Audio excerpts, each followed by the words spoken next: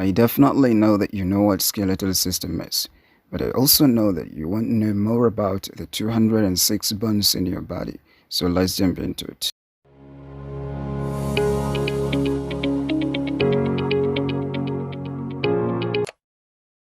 In our topic outline, we are to discuss briefly on components of the skeletal system, bones classification, bones structure, bone cells, skeletal system division, major veins of the axial skeleton, major veins of the appendicular skeleton, and joints classification. The components of the skeletal system are bones, joints, and cartilage. Bones are framework of the skeletal system.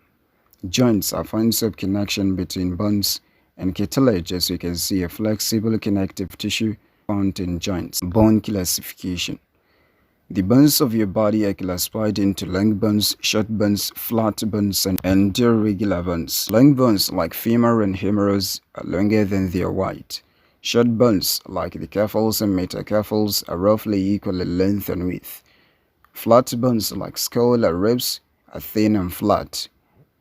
And irregular bones have unique shapes, example like the vertebrae and facial bones. Bone structure. The structure of bones is of different types. We have the compact bones, spongy bones, and bone marrow. Compact bone with a dense and strong outer layer of bone. Spongy bones which are porous inner layer with a honeycomb-like structure. Bone marrow with a soft tissue found in the central cavity of bones. Like the structure, the bone cells are also of different types. We have the osteoblast, osteoclast, and osteocytes.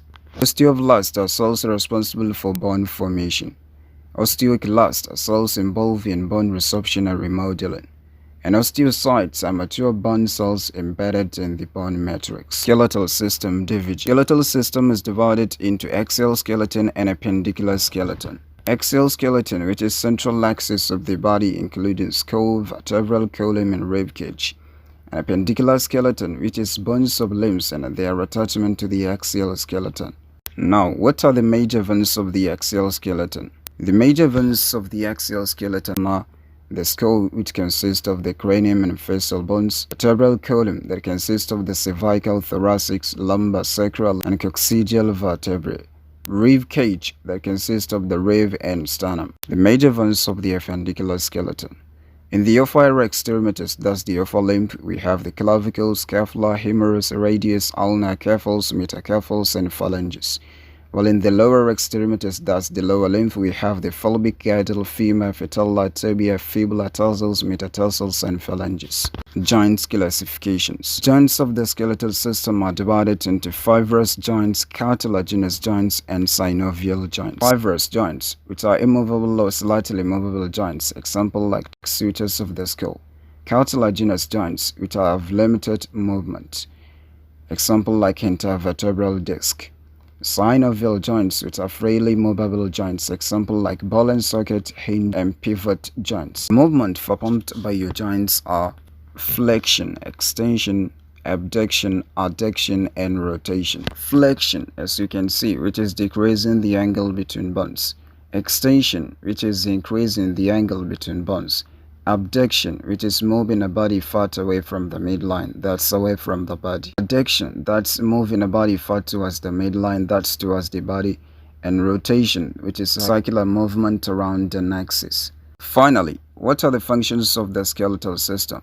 The first function is support, second protection, third movement, and the fourth one is blood cell production and mineral storage.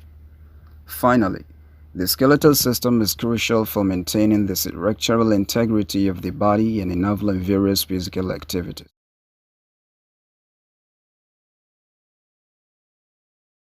Thank you. Do you have any question? Send it in the comments below.